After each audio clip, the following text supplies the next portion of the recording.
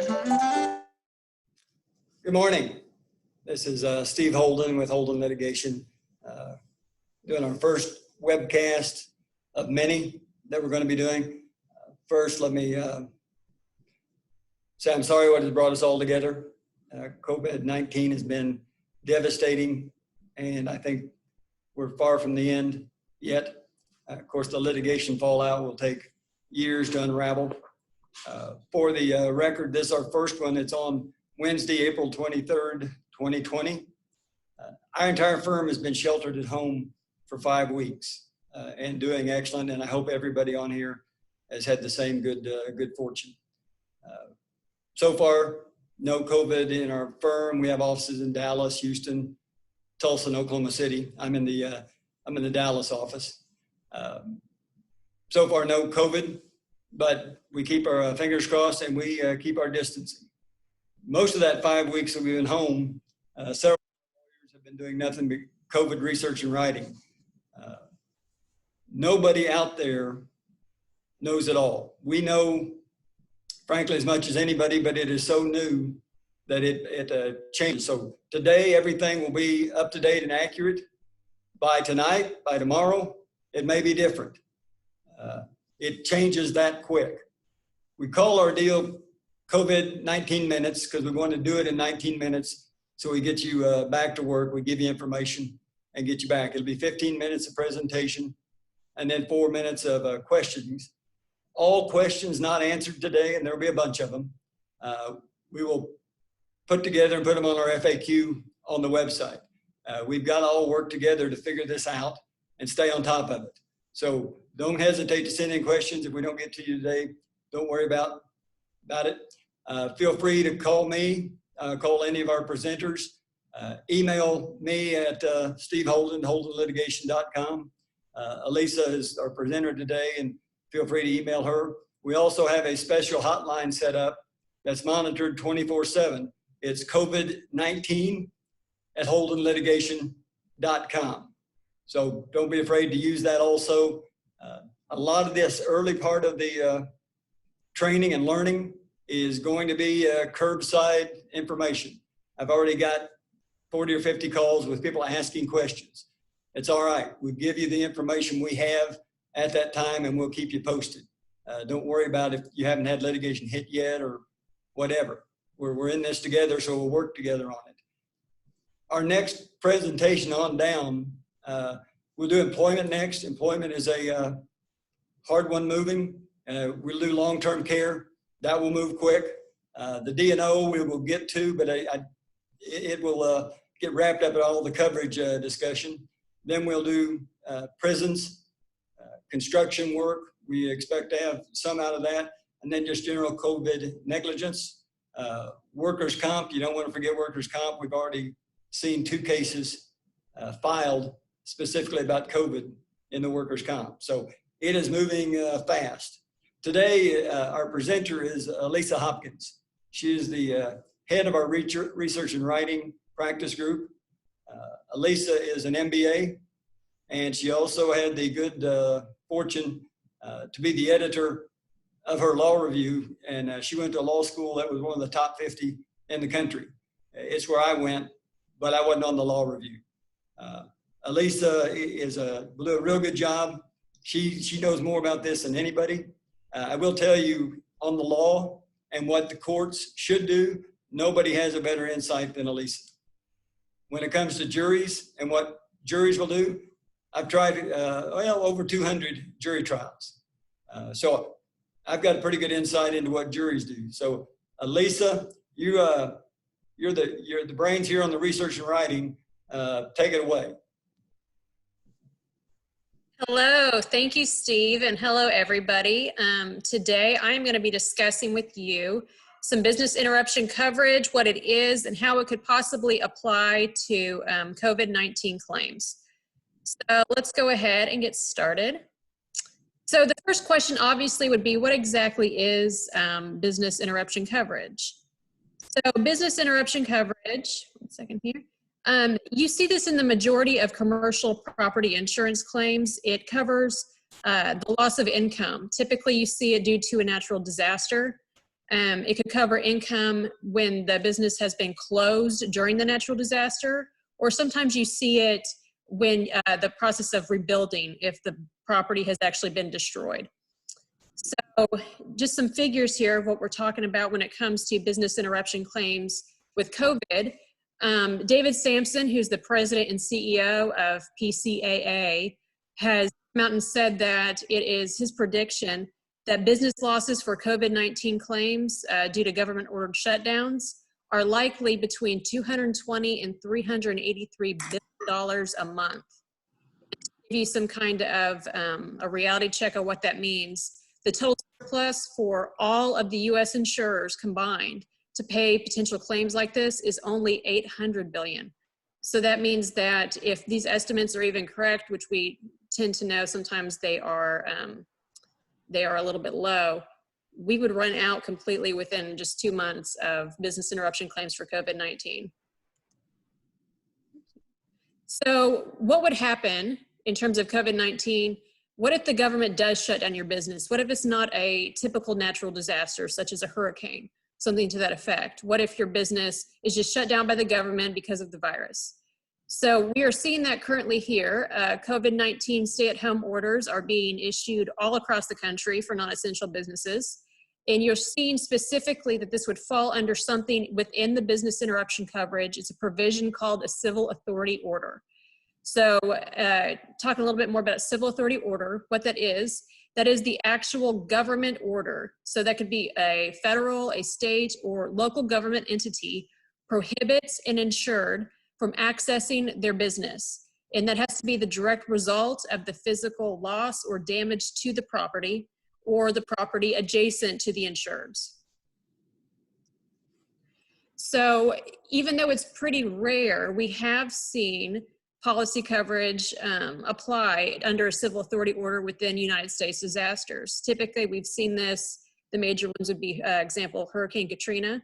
We saw it, some businesses were able to get business interruption coverage under this during September 11th, when the Pentagon was damaged and the government closed down businesses adjacent and around the Pentagon. We've also seen this during wildfires in California, things of that nature. So would a civil authority order provision for business interruption coverage, would that apply in this case when we have COVID-19 business shutdowns? Obviously, this is one of the major areas that we are seeing business owners attempting to recover some of their lost profits because, you know, they have the commercial business coverage. They believe that this is their best avenue to try to get back those claims. So right now, you know, the courts have never actually interpreted a virus under a civil authority order. So right now we're seeing kind of mixed reviews on if this would apply or not. There are some good arguments for and against. And so I just wanted to talk with you briefly about kind of the main arguments. One of the main arguments is the fact that there is no direct physical property damage. So civil authority orders, like I said, they do require that the business be shut down due to direct physical loss or damage to the insured's property or to the property adjacent to it. So obviously with a virus, there would be the argument there's no property damage. We're already seeing kind of plaintiffs come out and argue against that.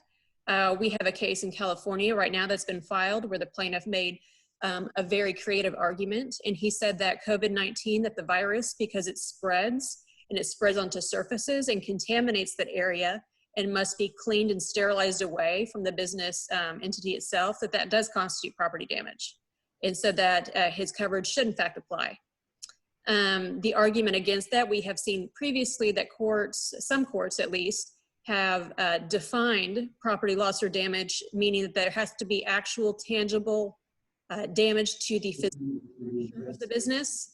That'd be the argument against it, obviously. So also the shutdown itself. The shutdown under the civil authority order has to be due to the physical property damage. The argument in COVID-19 is that the majority of these shutdowns occurred as a result of a public health concern. That this wasn't the result of property damage, but it was out of fear of the virus and that the virus was going to infect everyone. So they shut down non-essential businesses. That'd be a very good argument against coverage applying. Kind of along those lines, and it's a little caveat, but a very important one, is that civil authority orders require complete prohibition of the business owner's property, meaning they can't have any access to it whatsoever. What we are seeing right now is, depending on where you are in the country, some of these shutdown orders have been mandatory and some have just been recommended. So if you are a plaintiff in Michigan, you could have a much better argument potentially because you are under a mandatory shutdown, and you could actually potentially have criminal liability if you access your business, as opposed to somewhere like Oklahoma, or the governor of Florida has said that their stay-at-home orders are just recommendations. That would be probably not as strong of an argument as opposed to plaintiffs in states where they are in fact heavily regulated mandatory shutdowns. And kind of along those lines as well, you have to look at if these are total prohibitions to the property or are they just partial. So areas where non-essential businesses have been shut down, such as, let's take restaurants for example. Several states have excluded access to restaurants for in-person dining experiences, but they are still open for drive-through or to-go orders. That would not be complete prohibition of the property. They still have access to it in some regard, and that is a very good argument against a civil authority order provision applying for business interruption coverage. So with that being said, I will turn it back over to Steve. Thank you, Alisa. I had to ask Alisa not to get too down in the weeds on the COVID virus, because she can talk it all day long. She's actually writing a law review style piece that we're going to publish. So next, Alisa, we're going to go to some questions, and we have more, as I thought, we have more than we'll get to. Sure. And the first one, this comes from Los Angeles. Have many business interruption claims been filed, and in what states? Good question. So actually, yes, even though we're not out of this pandemic, we have already seen a flood of COVID-19 related business interruption lawsuits being filed. We've seen several out of Texas, specifically in Harris County for some reason. We've seen a flood come out of there. Also in Texas, Aspen Insurance, they've recently been brought into a class action suit involving COVID-19 claims. In Oklahoma, we have seen several casinos already filing claims for business interruption, and they're actually making the same argument about the virus constituting property damage, which is very interesting. In Chicago, we have seen restaurant and theater owners filing. California, several high-end restaurants and chefs. And very interestingly, the state of Missouri just this week has filed a lawsuit against the communist government of China for deception and deceit involving the coronavirus. So that's also a very interesting area to watch to see what happens with that. Yes, we know, we've seen a lot of what's happening in our part of the country. We're, like I said earlier, we're already starting to get workers' comp cases coming in. The casinos on the border between Texas and Oklahoma have already filed suit for business interruption. Of course, that's going to be the first wave, and it's going to deal with the coverages. And there'll be a lot on that as we go through it. Alisa, let me go to another question. It says, I have heard about a time restriction on civil authority orders. What does that mean? Okay, yes. So depending on the language of the provision of the civil authority order, some do impose time restrictions, and that's actually very important to know because it could make or break if there's a claim or not. So several civil authority order provisions do have a wording that stipulates that coverage does not begin until 72 hours after the shutdown order has begun. So why this is so important, you see several cities who in the past, or sometimes, I mean, during COVID, you've seen this in a few places, who have had a mandatory shutdown order, but they didn't last over 48 hours before they lifted that and became a recommendation. So depending on the circumstances, if that wording is within the policy and it did not extend, well at past 72 hours, it might not even trigger the coverage yet. So that's important to look for. Thank you, Alisa. What is the best argument for why pandemics are not covered under business interruption coverage? I guess we've got several coverage people on the line, which is good. That came out of New York. Go ahead. So what would the best argument be? I think there's several. The first thing I think that comes to mind, it's more of a general look to it. And I know that the CEO of the Insurance Information Institute, Steve Kevalong, I believe is how you pronounce it.